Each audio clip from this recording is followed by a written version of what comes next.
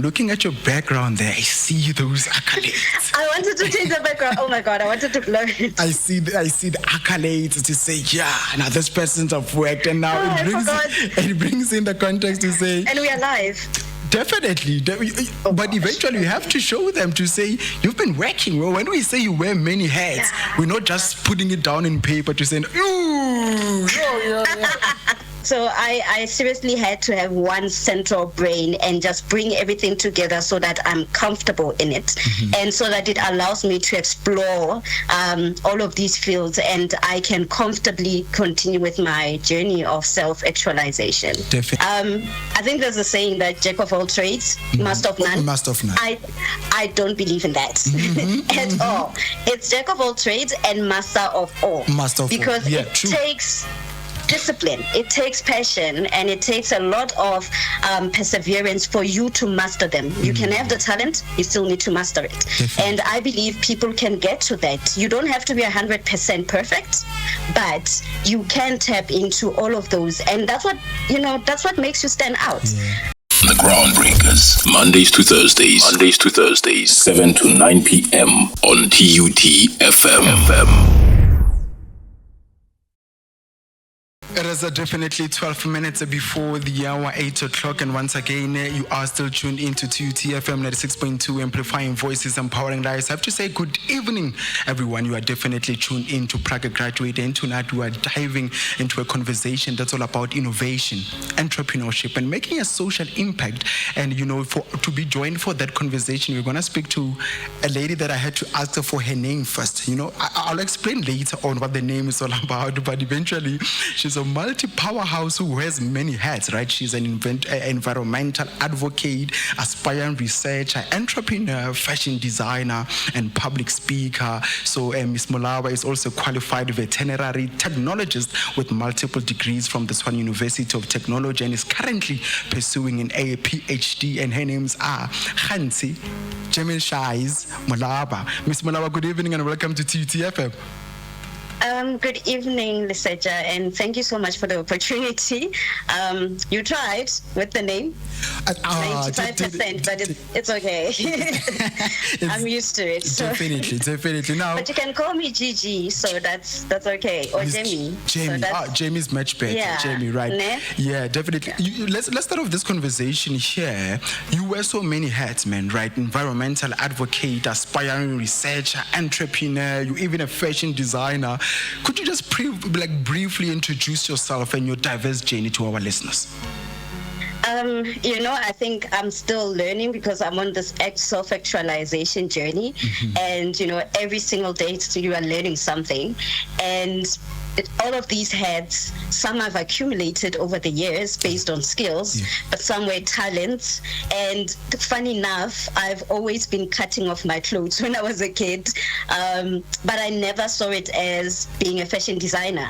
And because I did not go to school for it, I had this fear of, defining myself as a fashion designer. But last year I was like, you know what? I am doing this. I can create gowns and I can do, everything in that space. Why am I not defining myself as that? But it was a long journey.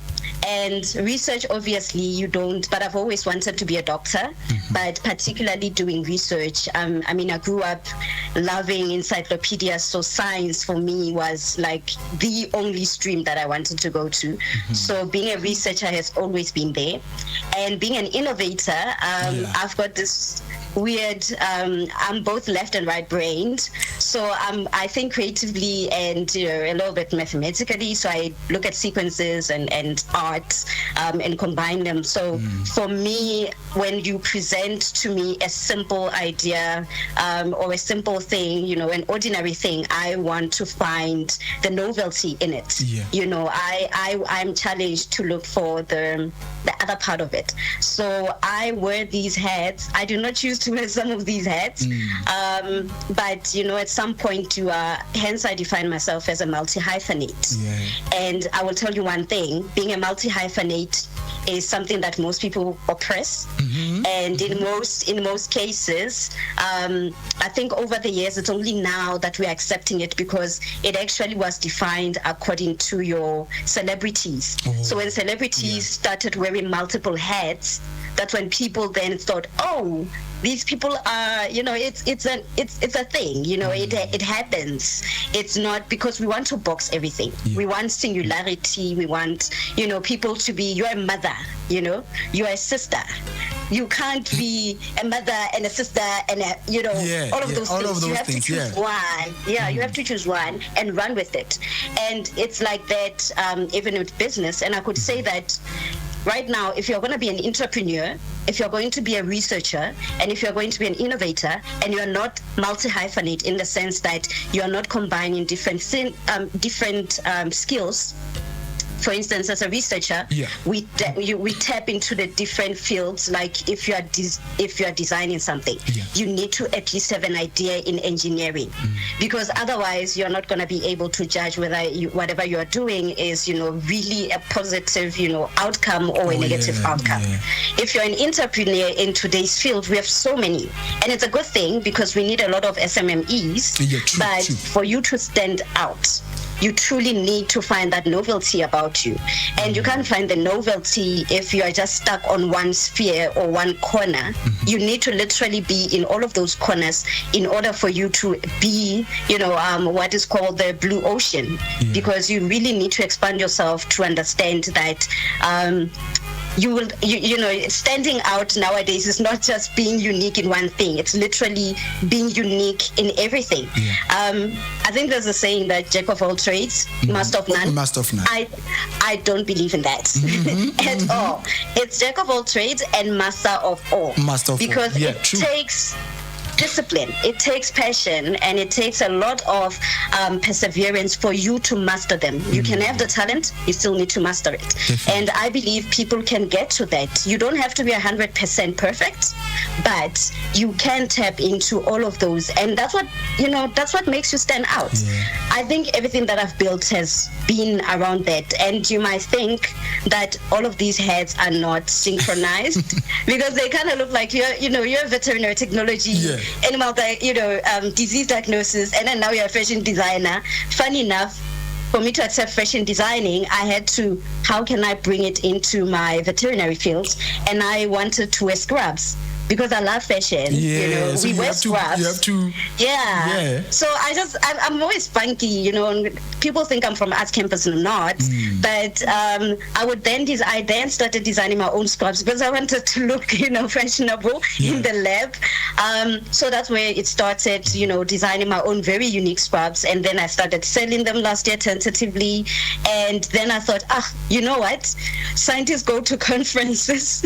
Let me get in there. I need an evening gown, and I thought, I love evening gowns for whatever odd reason, and I thought, hey, let's just explore that. I'll just, you know, rock up looking over the top, but you know, I was, you know, you rock it, you know. And I also incorporate my love for the environment, or rather environmental conservation. So in as much, if you can see some of my designs, you will think, oh, okay, that is very nice. I would have to say so myself. Save the planet, save the planet. And they incorporate a lot of waste material as well. And you wouldn't even see, even with my pet furniture, you look at it and it's luxurious and you think, oh wow, this is nice. But then when you open it, you kind of find, you know, your cut off fabrics and all of those things that literally tap into the environment. So I literally wanted to amalgamate them together, because obviously if I'm going to be in the four corners, they need to be linked together so that I don't overexpand myself to a point that I now have to have 7 brains, you know, 8 brains like the octopus, and understand every single part. I see what you did there. I see what you did there. So I seriously had to have one central brain and just bring everything together so that I'm comfortable in it, and so that it allows me to explore all of these fields, and I can comfortably continue with my journey of self-actualization. Definitely, beautifully said. And I'm looking at your background there. I see those accolades. I wanted to change the background. Oh my God, I wanted to blur it. I see the accolades to say, now this person persons have worked, and now it brings in the context to say, and we are live. Definitely, but eventually you have to show them to say you've been working. Well, when we say you wear many hats, we're not just putting it down in paper to say, ooh, a whole wall. now that when we call an expensive wall, it has to be that wall of knowledge. That should be there. Now, and you also now are currently a PhD, the only PhD candidate in veterinary technology at TUT, right? Quite impressive feat, quite impressive. I want to ask, what has this experience taught you, right, about innovation and problem solving, especially in areas that I think you like parasitology and nanotechnology? Like, how do you balance between the academic rigor of research and the creativity needed for innovation and entrepreneurship? Okay, firstly, I'm the only one in the country not at TUT because you can only do veterinary technology at TUT. So we brought in a new degree, and I'm hoping that we can have more joining me soon, because there really isn't a lot of us veterinary technologists, and I would like to see that. And also, I also wanted to break the barrier unintentionally, because the majority of us vet techs are mostly, primarily focused on, disease diagnosis. So that is mostly the stream we go towards. And even with research, it's always the, diagnosis, epidemics or whatever, prevalence mostly, and transmission modes. And in my master's, I incorporated the environment into my studies, which was partly parasitology. But with my PhD, the interesting thing is that I had not planned on doing the project that I'm doing. I was sort of going to continue with my master's. But I entered this incredible, talking about opportunities as well. So I entered this incredible program by TUT Research Transfer, Technology Transfer, something like that. And it's called the Technology Entrepreneurship program. So I think they are open right now, or they will be open, I can't remember, but it's their TUT. So it was about innovative ideas or innovation in business. And so I came up with this idea, and I then pitched it, and I was the winner in 2021. And then I was like, okay, but I just, put it there, and I'm like, I'll think about it when I start a business. And then my supervisor, when I told her about, the winning and everything, I was like, did you think about, doing it as a PhD? And I'd already written my proposal by then, but I was like, I did, but it will be a sacrifice, because now you are taking your innovative idea and giving it to an institution. So I went to talk to my mother, and something else that I want to bring forth, having a support system. And I talked to my mom, and she's 73. And she, the 73-year-old, I had to break it down and say, Mama, this is what's going on. What's your take on me just, handing this over? Because obviously it's no longer going to be entirely mine. And that's where the innovation actually started kicking in, and that's how I'm mixing everything. So it's not separate things, but everything mixed together. And you can't be innovative without the research. There is no way you can sit there and create a new candle without literally sitting down and looking at what is everybody else doing. If you're mixing new things, you are looking for new materials, or you're looking at a new method, you need to look at who exactly out there is doing this, and how are they doing it, and why is it not working? Or if it's working, how can mine be a lot better than, theirs? So that's when you bring your novelty into it. And that's what, for me, innovation should be about, where the novelty is brought forward. So I don't think of all of these things. I don't think of them as separate entities. I just think of them as, one unit that literally taps into the other. And I guess that's how it makes it easier. So in terms of nanotechnology, I think because, I'm just curious about things.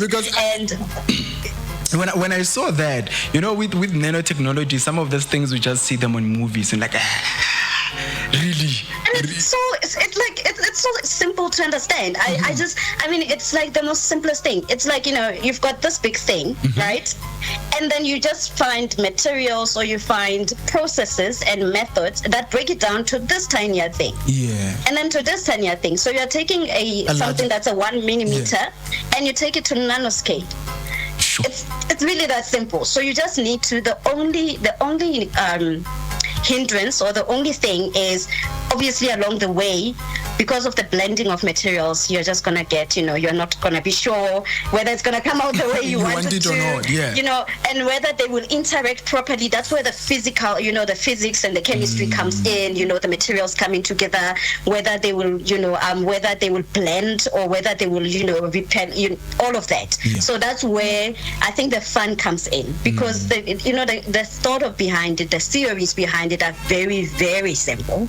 And nanoparticles are so many. You can have rods, spheres, and all of that. So it's actually fun. The only thing is that we don't have equipment to really look at it and then just say, oh, there. Yeah. And then I wanted to give you a horn. Is it possible that we get a horn when you said, I'm the only one in the country? I felt that. I was like, that one. Oh my gosh. Deserves a horn, definitely. They'll put it in. They'll definitely. I think it's there. Definitely, they have to look in. I have to repeat that. Please. No. I'll repeat it for you. No? When you say, listen, they're giving you a horn for them. Please do say that again.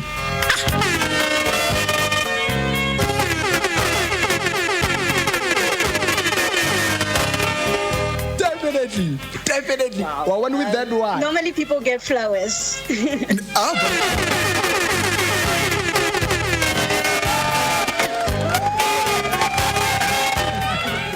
No, but you'll definitely win, because now also we're entering into the month of love, so it is definitely very possible that you should get one, you should get flowers. And also wanted to say, when you Thank you.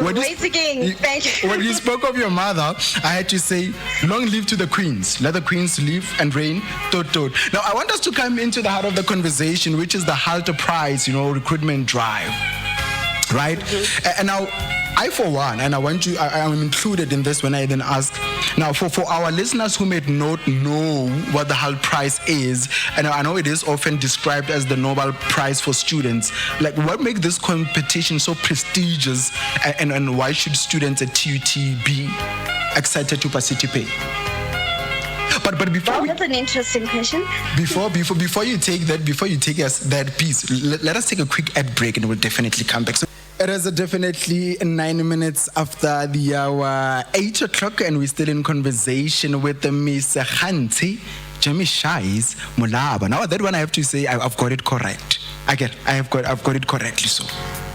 Yes, you did. Yes, 120%. I know, okay, 100, it's fine, we'll take 100. And now, we do apologize for that abrupt cut. Our videographer was saying there's some issues, Nyana, but we sorted everything out. Now, coming back to the conversation now, I was speaking to you about the Hult Prize overview and recruitment drive, to then say, for some of our listeners who may not know, the Hult Prize is then described as the most Nobel Prize for students. So what makes this competition so prestigious that the students of TUT should be excited to participate within? I think it's the influence or the impact behind it, and mostly how it started. And Lena, I started learning about this last year, October, I was recruited, nominated, and I was like, yeah. And then I had to go and Google. I'm like, and I was actually, part of me was like, now I can enter, but we can do it somewhere else as campus directors. So I think, the thing about this, because it started in 2010. Okay. And so it was, how you go about and you find a solution, like the way I go about things. You are literally looking at the solution and something unique that you can bring to the table. Yeah. So it was a bunch of students, I think in Boston, and they thought, what if we simply just started a competition that just looks at, social impacts? Yeah. And then it started spreading. I think it's more of a movement where you literally look at what is my society lacking, what is my society being affected with, and you simply just tap into that. And I think that is why it was so big, because it takes you away from your self-centeredness. It becomes more of a humanitarian approach, and that is why it's a social enterprise, I think it also came about, I may be wrong, but it came around the time when social entrepreneurship was picking up speed. Because it's something, 2010 FIFA World Cup. You see, and the idea of being in social entrepreneurship, you have to really sit down, introspect, think deeply. Like, do I want to lose money? Yes. Because people want money, that's Definitely. the thing. But when you're a social entrepreneur, you really need to think about the problem and not really the solution.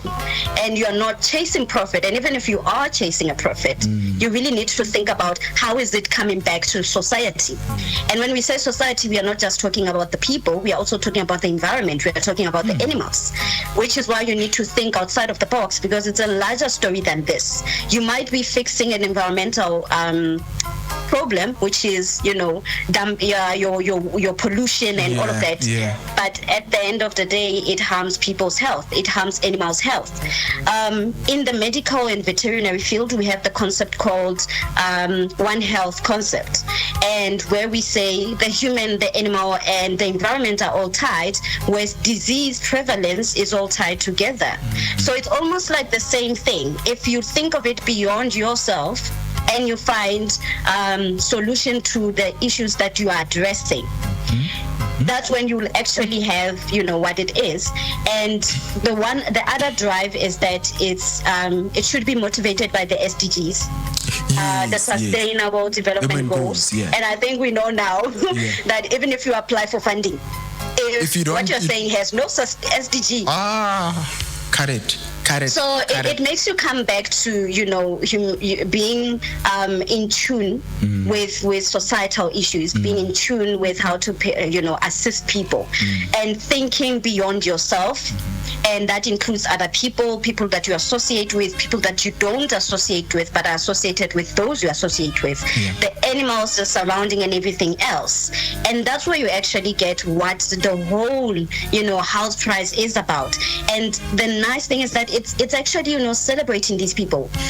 The one thing I've been learning throughout the years, and I've worked with the UN before as one of the the students that represent from TUT, and also at some point advising from the youth perspective.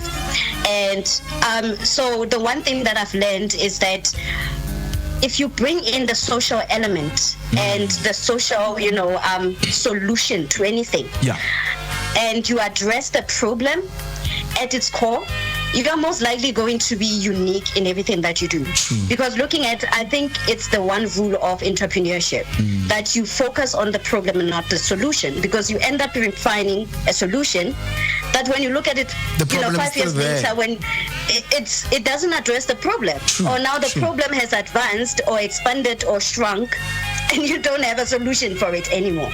So when you are adapting, it's easier when you are adapting around the problem, because then your solution becomes easily adaptable to the problem. So the Hult Prize literally celebrates pioneering students, and I've seen the winners. Oh my gosh. And which is why for me, for TUT, I'm like, wait again, I'm gonna push you guys. We are not gonna do mediocre. I don't like mediocre. I don't do mediocre. We coming in, we diving in, we are shooting for the 1 million. We are not 1 million, guys. Like, it's dollars. It's not rent. And when you speak of sorry to say, it's US dollars, not not the other dollars. you know what I was gonna say? It's money.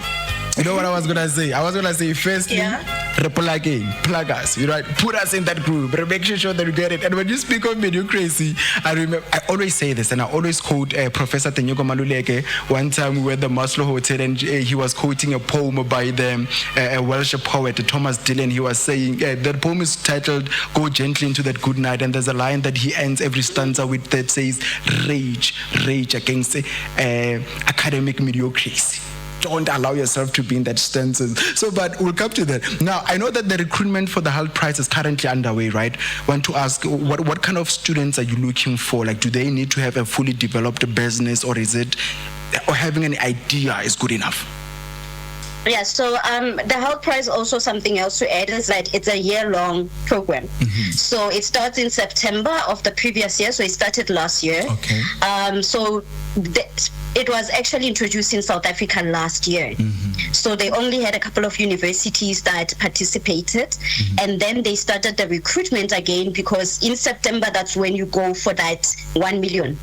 And mind you, only one person makes it through. So we start off with the campus drives, which is my job as the campus director. Yeah. So we then organize the campus drives. We pull in students. It can be an idea, or it can be an already established startup. At this point, we simply are celebrating everybody. You know, the one thing about pitching and about presenting in general, public speaking, that I've learned is that you can have the most incredible idea in the world. However, if you cannot articulate it properly, it will not get you anywhere. Yeah. And I this one hit. I was angry at some point, and that's when I started on the journey of, training people to speak, to sell your products, because I've been winning, competitions, mostly probably because of, I don't know, how I articulate and stuff like that. Yeah. But the thing is, there was this one time I listened to this researcher. He had the most incredible, the most novel and really incredible research output. What is thinking? The issue was the one word. It was just one word, not even a sentence, just one word that was put in the wrong moment. And I was like, if you had said this in this way, you would have literally just ran with this. Investors would have been like, I want that. Yeah. Somebody would have even stolen your idea. Yeah. I'm not saying, like, it would have been that. So, and hence for me, the Hult Prize is not even just about the competition, which will be held on the 25th. It's about the training that we are going to have next week. It's about taking you from just your idea or just a startup to literally understanding what you are not just starting an idea out of the blue, you are making societal impact.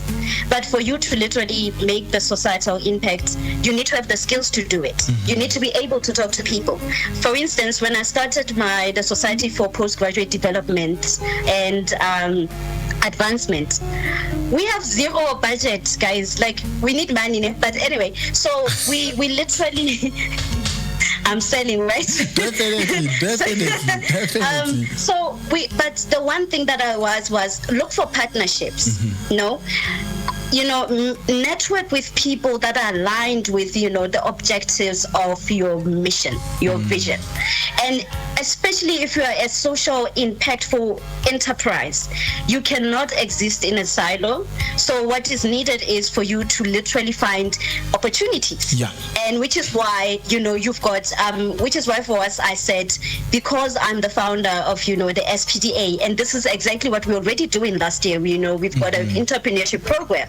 We are not just going to teach you this one part or take you through a competition and that's it in your life. Yeah. We are also going to assist you before the competition how to speak, your product, how to be your product, and how to literally sell your product. And then after, when we are done with the competition and you lost because only one person can make it, then we jump off to you've got an enterprise. It makes sense, it's feasible, but now let's see where we take it. Let's take it to a point where you can register the NPO, or let's take it to a place where you can answer, you can register a business. Because why? The Hult Prize is not just the only one, and that's what I've been advocating for. Opportunities are there, you just need to seek for them. If they're not there, and you're like me, you then create them. Yeah. So there are so many spaces, and that's why I don't want my cohorts to think, to be nervous about, oh my God, it's only one person who's going to represent TUT. I want them to think beyond the competition. I want them to be so good that even in my absence, this idea can literally thrive on its own, and they can find the novelty behind it, be able to represent themselves without a support system if it's not there. But we are definitely going to do that. And the SPDA is even going to continue with our entrepreneurs incubation program, program, which is something that's very unique. And it was born from the frustrations I had with incubations and programs. So we are trying to cater something that literally looks at the weaknesses of most of the programs and says that you're an African child. Most of these things you don't understand. So how exactly can we cater for you so that it's not just an idea that gathers dust? It's not just a business that takes 3 years to get, that takes 3 years and it's still defined as a startup, And those frustrations are the ones that are not getting us anywhere. And those are frustrations that are literally preventing us from being exactly what we should be, which is literally thriving with SMMEs.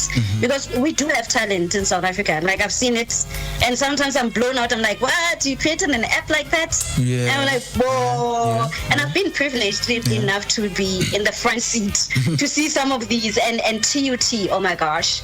I think, like TUT has the best talent. I've seen it. And maybe I'm patriotic, mara ukusalayo. Ukusalayo. I mean, we are a technology institute. I've seen the talent, and it's quite incredible. And I think we need platforms to promote that, and the Hult Prize is one of those. And definitely, I want us to take a break in a couple of minutes, right? Maybe a minute or so. But before we do that, let's take this follow-up. You spoke about students, all the preparations of students and all about that goes. And I do have a question for that. But before you unpack that one, I want us to come to this. Now, for students who are then new to the concept of social entrepreneurship, how can they prepare themselves to then stand out for the competition, or even, stand a chance of being in that competition? Right. That's a loaded question, and I've been getting that a lot, and people being referred to me. Campus director, either way. I think it's... So the one thing I would start with is, like I said, do the research, right? And I've seen this. Trust me, I've seen this. People always assume. They wake up who's saying out of bed, like, my idea is unique. It's not, it isn't. If you haven't done the research behind it, it's really not unique. What you need to do is, I've got an idea. Then start unpacking it. Start looking at who is doing it. Because trust me, somebody is doing it, has done it, will be doing it. What you need to look at is who's doing it, how are they doing it, what are the weaknesses of that, and what are the possible, weaknesses of mine. But to entice people, next week on Monday during our workshop drive, we are going to unpack how exactly you can do that. So it's going to be all fun and people are going to learn. So if you miss out, and we are not just going to... I want you to hold it there. When you start saying, next week, Monday, workshops and everything, I want us to have that on a clean slate. I want us to take a quick break, and we'll definitely come back and gel into that, because next week, Monday, everyone has to be there. Ladies and gentlemen, we're going to take a very quick ad break, and when we come back from that, please do have a pen and paper to jot down everything. This is the Groundbreakers. The Plugger graduate will definitely be back. Dumela, I am Tseho. How are you, Gigi? I hope you are great. My question is simple. So in the TUT competition, is it only for the TUT student? And what is the first step to take so that I can join it? Ms. Gigi, welcome back. And did you get the question coming in from our listener? Yes, I did. Okay, so basically, you have to be a registered student, but I understand right now people are still, taking with the registration. However, we will disqualify you should you make it through the 25th, and you are a winner, but you are still not, registered. However, because the nationals are happening towards May, March, May, you still have enough time. So, but I'm going to give that leeway, because I understand, with TUT, historically, we have such issues. But you have to be a TUT student, and you have to have 2 people in the team. You are not registering as one entity. As one individual. So I think primarily because, we are talking about $1 million. So that's solo entrepreneurship. So you need to have at least 2 people and a maximum of 4 to 5. So for you to get through, you can go to our website. However, we have sent out flyers. Check out I think where we tagged TUT alumni, please go to the Hult Prize-TUT, okay? I have posted the flyer. It has the link because you can enter the competition via the Hult Prize website. However, I need to capture your information. So you need to follow our flyer, follow that link so that I have your information and I can put you on our WhatsApp group and you have all the information about next week's workshops, and then also the 25th, which is when our competition will be. Yeah. That one we will then announce and we will make a whole spectacle about it. Yeah, but for now, we just laying out the logistics and everything. We are running. We didn't have a lot of time, so we are together. I think the one thing I want to say is literally I've got the incredible support system.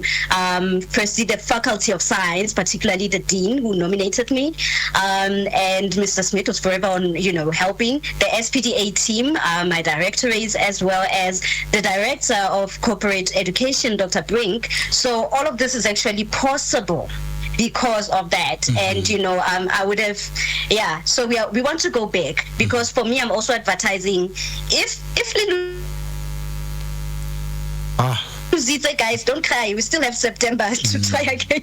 So so please go on to LinkedIn and go to Facebook and search for Hult Prize-TUT, and you will find our flyer with the link.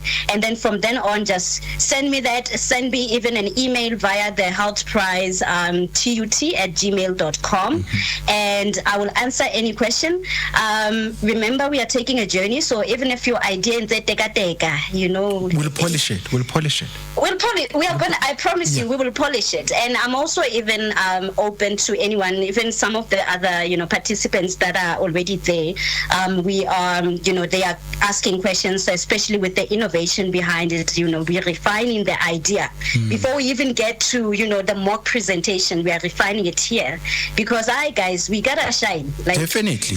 I'm very when it comes to other universities, we need to. TUT, we definitely. We're the People's University. Yeah, we're moving from good to great. Exactly. We need to shine. Yeah, the beautiful from good to great, right? Definitely. We gotta be the greatest there. So, but we are going to polish it. Yeah. So, if you've got an idea and you believe it's societally impactful, come with it. Don't be afraid. Bring your idea. We'll add some, masala or whatever you guys drink and eat and stuff. There's a chakalaka and it'll come out proper. Yeah. All right. Now, another question that is coming in through. Please do listen to that one also. Greetings, Polelo N Madisa and our awesome guest. So you mentioned something about jack of all trades. I seem to struggle with each and everything I do. How can I make sure that I master all? Something just came to mind is, I think the first thing that we have as multi-hyphenates is a fear. We are so afraid of failure because we want to be perfect in everything. First of all, stop wanting to be perfect. Perfection is a disease. I always go for imperfectly perfect. If I'm not getting the 100%, I don't even care about the 100%. A 99, a 98, it's fine, because it's a journey. I did not get to this point just from the beginning. It was a learning, hence I said self-actualization. And also I have this, I follow the concept of ikigai, right? I do anything that's within my profession, my passions, and things that I advocate for within my principles. If it has nothing to do with environmental conservation, I'm not going to do it, even if it's a talent that I have. If it has nothing to do with my profession, I am not going to entertain it much. And if it's my talent, I'm going to incorporate the other loves that I have. Gives me peace of mind. So once you actually take away the fear of you being perfect, you start enjoying what you do. I grew up doing, I think I started public speaking when I was in grade 4. And so I've been public speaking for ages, and then started debating, I think in grade 9. So I've been winning debates, like I win debates. No, one can obviously tell. But when I started competing, that's when my confidence went down the drain. And this is someone who has been trained to speak.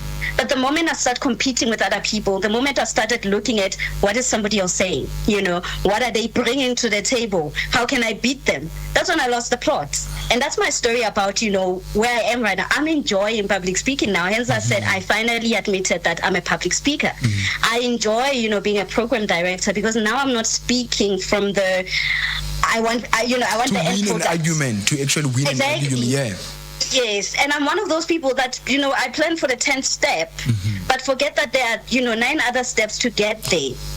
And those 9 other steps are more important than the 10th one, which is your victory. So I would rather just, focus on the what's next, And if I lose, I lose, hey? If I lose now, I'm like, okay, what's the next one? Yeah, definitely. Bring it how do on. we, and I learned from that step, that didn't take me to step number 5, and wherever I faltered, then I will then take that. So it's one of those things. Take away that, that fear of wanting to be perfect, and literally love what you're doing. Ikigai, love what you're doing, and also my supervisor would love me for saying this, because he says this all the time.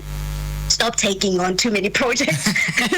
But unfortunately, if somebody says to me, I want you to come and advocate, do something for the environment or speak about innovation, I'm there, because these are things that I love.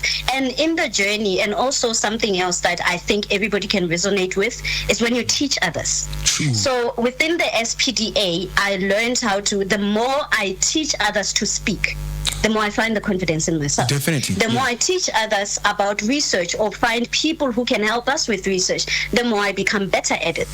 The more I do those things and I learn with that. And I always say, I'm learning with you.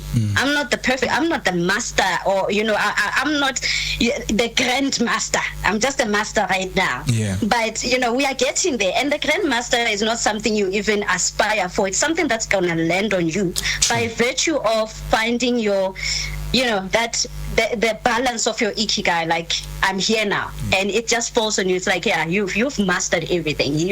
Nobody else can touch you now.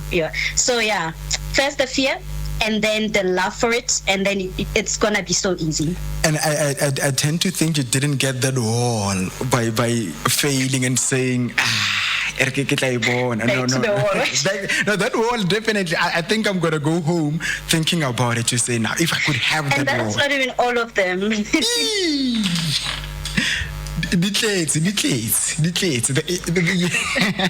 But now, coming into the question and coming to the point that you were gonna make before we took that ad break, you spoke of workshops and mentorships and resources for students, right? So I think one of the great things about that Hult Prize is the support and training offered to the participants. If you can, please do walk through us to the types of workshops, mentorship, and student resources that one will have access once they join that particular program. Yeah, so the responsibility of the campus director is obviously organizing this, and each of us are different, and each of us, are running these competitions based on, what we think or we envision for the competition within our institutions or campuses, right? So for me, the moment I took on this responsibility, I was like, you know what? I'm not just going to, I've been through programs. I'm in incubations, and some are incredible and some are better than others. Some I'm like, kids, I'm always like, why, And mostly because of the lack of, I would say, sustainable support. Because there's always not even support, the presence, the people are there to say, do 1, 2, 3, ne? And then they're gone. That's not the support I want, because for me to even get all of these accolades, and for me to even get the support I have, it's because of the relationships I've kept over the decade. So the continuous support, somebody mentioning your name in your absence, that's what you need. So now with us, that's what I was adamant about. I said, you know what, and also looking at the timeline, I was like, I don't even know whether we'll be able to manage to have even 5, students coming in, because our minimum is 5 for me to stay on as a campus director. Otherwise, it's then cancelled for TUT. And I was sort of like pressured, they kept on coming back and like, are you okay? Are you advertising? And I'm like, chill, like right now, I'm okay. Like, Mina, I'm fine. I was in my chill zone, and I had the faith, and I said, quality over quantity. True. I truthfully didn't care whether I had 10 or I had at least 5, but I really didn't care if I had 5 or 10. My job is to make sure that 5, the minimum, is literally quality. We refine your idea, and that's where the workshops come in. We don't just say, oh, you understand what a social enterprise is. We want to, okay, let's look at the novelty of it. How do you tap into novelty? What tools can you use to literally go and sit down and say, oh, okay, if my idea is like this, and if I started vegetable garden, and my Kelwane has a vegetable garden, what makes my vegetable garden stand out? Because we can all plant a garden. What makes yours unique? And what makes it, what will sustain it in the long run? In 10 years, when AI has started, with robots, we've got, robots now, and they're doing the work of, agriculture. Where is your business then? It shouldn't be a fly by night. It then today and then tomorrow gone. You are calling. You see. So that is why the workshops for me are important. And like I said, I started speaking very early. Public speaking very early, and I never make the assumption that everybody can speak. And funny enough, I do get nervous when I actually present. And then when you speak of nervous like that, my programs manager said something. I think it was yesterday, and it was so beautiful to me that I slept thinking about it. It says, every time if I were to go on air, hold a show with you like this, and I don't get nervous, I'm not taking my craft seriously. It's not important to me. And then with that, I was definitely. like, I absolutely believe in that. If it doesn't scare you, it's not important enough. It's true, definitely. It's not impactful enough. If your idea is not shaking you, then give up. Like Sky Enter, don't come to TUT Hult Prize. Don't stay home. But if it starts scaring you, please come on board. Like go to the Facebook and go to LinkedIn and join me, and we will make it even more scarier, so that when you present, you are shaking. But the one thing that I do is I always say when we are presenting, you are the only person who knows your story. True. Like you know it inside out. You know every single corner of it. And in as much as people will criticize you, the judges will. They are going to break down your idea so that they see whether it's solid or not, or feasible or not. But where are you in believing in your idea? Gigi, I have sorry for that. Sorry to cut you so abruptly. So there's other voice notes coming in from listeners. I want you to take a listen to that. Okay. Hey there, I'm Polelo N Madisa from Campus West, and I would like to know, how can I bring my uniqueness in a project and still maintain the high standard of the output project? Got that? Well, thank you for that. Firstly, go to Facebook and LinkedIn, and then join us. And then next week, we do the workshops, and then I'll tell you all about it and take you through it, and we do exercises, and then you will be top notch, top shelf. Another one coming in. Hey there, my name is Maloba from Campus West, and my question is, how can I juggle between entrepreneurship and school without losing myself? Thank you. Hey there. I think that's one. Yeah. No, it's fine. You can continue. I think that's what I'm still learning. But the one thing that I did was, to combine, like I said, combine my passions with my school. But I understand not everybody is able to. Yeah. And I think it then goes with me being the fashion designer, which is now this business. And the one thing that I said was, because I love extravagant, I make gowns, so obviously it's like over the top. And I thought, let me make it exclusive. Yeah. That way I don't have to be sitting there and, making 10,000 clothes. that's going to literally just take all of my time. Yeah, true. But again, your support system.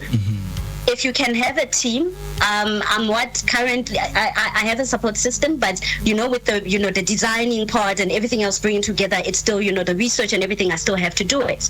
So if you can get a support system bigger than that, people that are good at, I'm terrible at social media, so same. I'll only now be forced. So if I can get someone who can do that for me, it makes literally life better. So you need the support system. You need, that's why the the Hult Prize competition needs you to have more than one person, because you can't, you can't have that 1 million and think, And also, when you're thinking of your ideas back there, when you want to enter, just think of, you can't really come up with a vegetable garden, $1 million. So your idea has to be bigger than that. I love how you always emphasize the amount of money that's going to be won there. Love it. Because I want them, but I need you to understand, we are not fighting for the 25th. We are fighting for September. $1 million, guys. I want you to see the goal. In as much as we are going to take the steps towards September, we are still going to run towards it. Just see the light. Definitely. It's $1 million. It shines brighter than... when you spoke all of this, it came to mind that I should ask you this, man. Starting a social enterprise, I think is never easy, right? And especially for students with limited experience, what are some of these common challenges they face when trying to launch their ideas, if you could get past that? Oh, okay, that's an interesting one. I think first of all, if you don't have the passion for social entrepreneurship, because when you really think about it, it's people who are philanthropists. People who firstly think of the other person before they think of whether they get the money or not. That is why some businesses and some look at Pick and Pay. The founder at some point was a philanthropist. He wanted to give. Unfortunately, giving is not really sustainable for a business. So you firstly need, as I say, think beyond just the idea now. Look at whether, is it feasible in 10 years? If I'm truly a philanthropist, can I give, am I going to give away money? And I think that's one of the biggest weakness as well, being a philanthropist and running a business, because you want to give people stuff. You want to give discounts for no reason. Your friend is coming in and 10%, and then somebody's like, somebody's there and they're like, give me 5%. Learner's like, never. And they're like, come on. And then you're like, okay. And then now it becomes a norm, and you can't sustain the business. So again, something else you need to, maybe again, going back to your partners, find someone who's aggressive. I know I'm just gonna, seriously. I was looking at some of my designs and like, and I also told one of my incredible customers who's been supporting me, and I'm like, the next person you bring, I'm going to charge them more, because in 7 days, this was a new design, and I'm like, I'm like, I'm just, the next time, my time, my stress, and I was like, how do I bend this? How do I, and now I'm thinking, the amount of thinking just to make this outfit, it's a lot. You also need somebody else who's going to sit there and be like, girl, you're giving away too much money, calm down. And if I had to go into business and I chose somebody, I would literally, in my family, I would choose my niece. She doesn't care. She will tell me, bring the money, and she will go and collect the money at your door. You need people like that. You need someone who's gonna balance your good heart. And I'm not saying that all social entrepreneurs need to be philanthropists. You could be doing it because, it's going to give you more money, or because you found the innovation that makes your business a social enterprise. That's all well and good. But at the end of the day, you are addressing the solution and not the problem. So you might, because the heart isn't there, you might fail to actually refine your solution later, because the problem might persist or change form. But because you were just chasing the dollar. And then coming in and looking at time, I think I have to take these questions. What's your long-term vision for the Hult Prize-TUT competition? Like, how do you see it evolving over the next few years at TUT and also beyond? Oh, thank you for that. So I love writing documents. I don't know why. So I love creating things from scratch. I think I'm a pioneer. So I just love creating, constitutions, starting things from scratch. Just standing out. I don't know why, because I'm an introvert. But actually, recently, I was literally, Dr. Brink wanted just a report of what the Hult Prize is doing, just to give a synopsis of what exactly is going on, and so that at least you can report on that. Yeah. And I thought, why am I giving a report when I can create a framework? Because I get a value. I want you guys to remember me when I step down. Yeah. So, I've created a framework of what I envision for it, the mission, the vision behind it, the aims and the objectives, so that when somebody else comes in after me, doesn't stumble into it like I did, because I was like, whoa, and then I'm still doing my PhD, and I'm like, whoa, and I'm still running another organization that's big, and I'm like, what? Oh my gosh, I'm still trying. Yeah, exactly. And I'm being hit by new things every day. I'm like, where am I? So the framework would literally just help the next, campus director, and that's also something we talked about. That I will then, take the next, campus director under my wing, and of course the SPDA will, nurture them so that they are prepared for the next drive, and because we are going to promote this even beyond this. We're going to do campus pop-ups later, so that we just pop up with you guys there, social and we just pop up, and then we're like, here we are. You learn more and you interact with us. So we want to do that, whole TUT pop-up type of thing, so that people are more aware, not just about the Hult Prize, but also the incredible opportunities within the institution itself. Because there's something else that I've noticed about TUT is that our marketing in terms of the opportunities within the institution itself is a little bit lacking, I'm sorry to say. But there isn't enough awareness for students to tap into, being able to win a competition that gives you 50,000 rands, just to pitch. Last year there was the hackathon, and people were sponsored. They got, your all of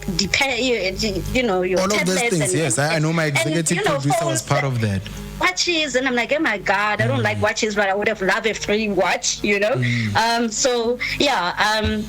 that's my long-term vision, vision, and that's just going beyond just a mere, the campus competition, but more of the support the enterprise to a point where even I'm comfortable that you can do this on your own, and I can meet you in all of the other competitions that we are going to compete with now, where food is your campus director.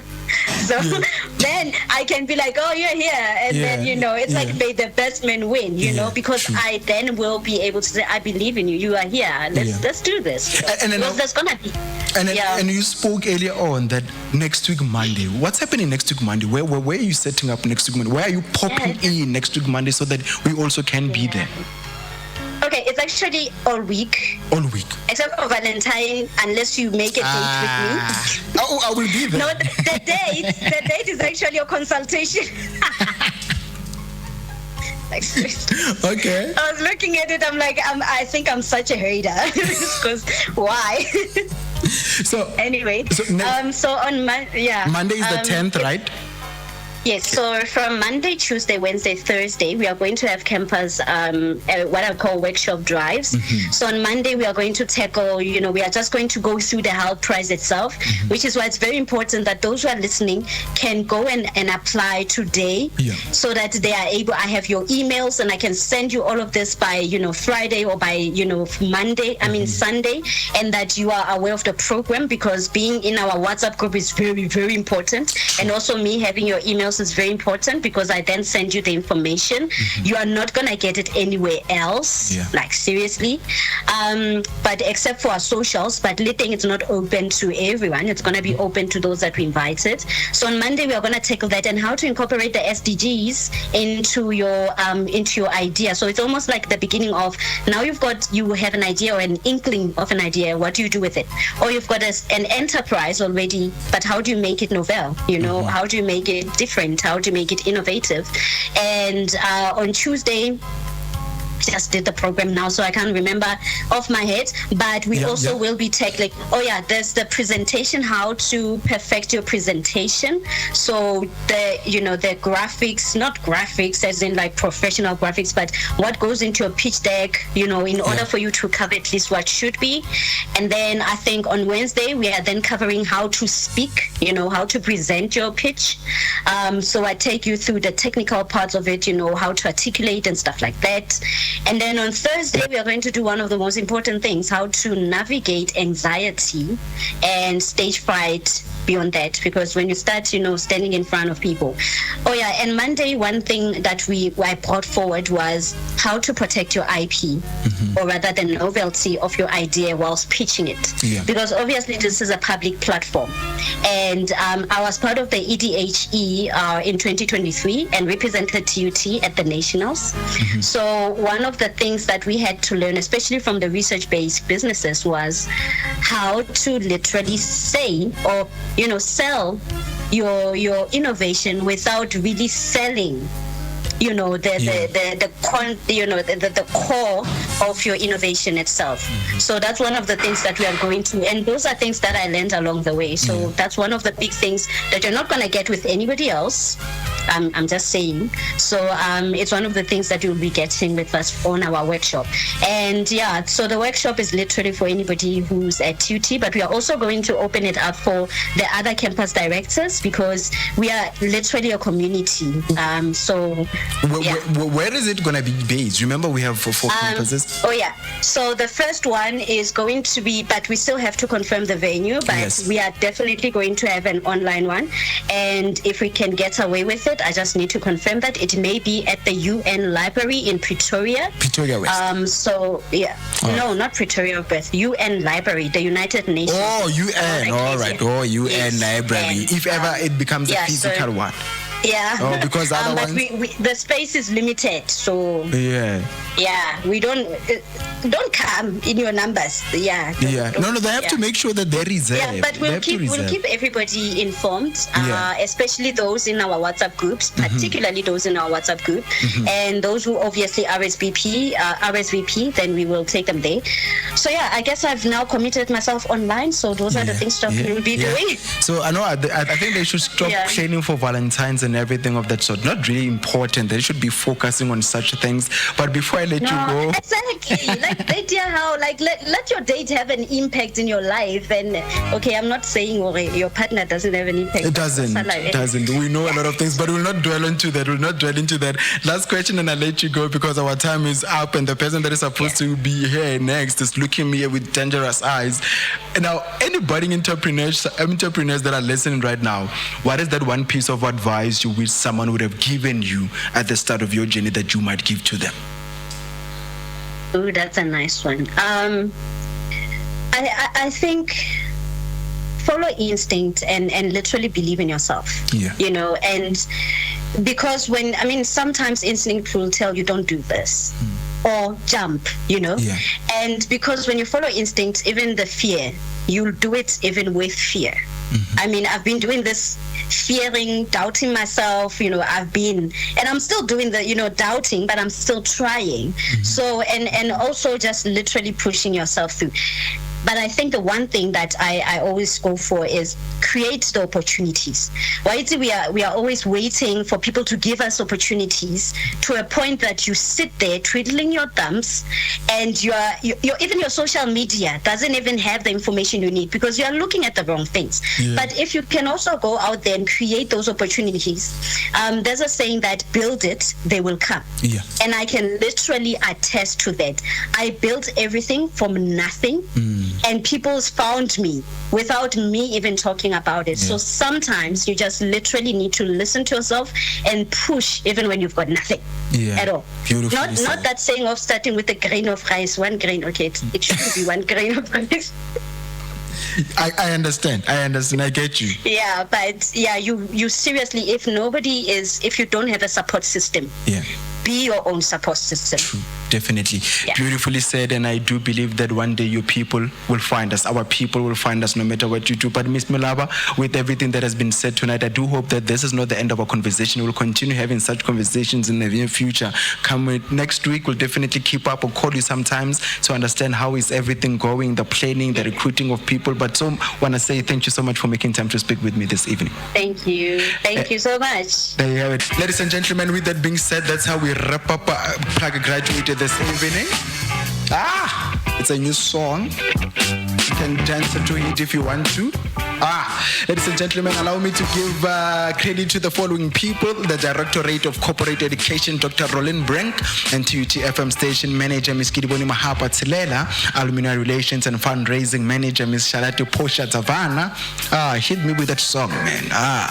And Directorate of Corporate Education and Employability Practitioner, Mr. Albert Sokhobela, and TUT FM Programs Manager, PAG Graduate Show Director, Mr. What a beautiful show that you got tonight. And PAG Guest Liaison Officer, Ms. Matumelo Lebiani, Content Producer, that's me, I have to put it myself, that's me. And Videographer and Social Media Officer, Mr. Tsepiso Khokwani, Videographer and Post-Production Officer, the Executive Producer of this show, Mr. Lesecha Sinosha, and the host, Mr. Polelo N Madisa. And the next guy that's going to come up for you, Tire William Masinya. Good evening and good night. Like and follow us on Instagram. The Groundbreakers, Mondays to Thursdays, 7 to 9 p.m. on TUT FM.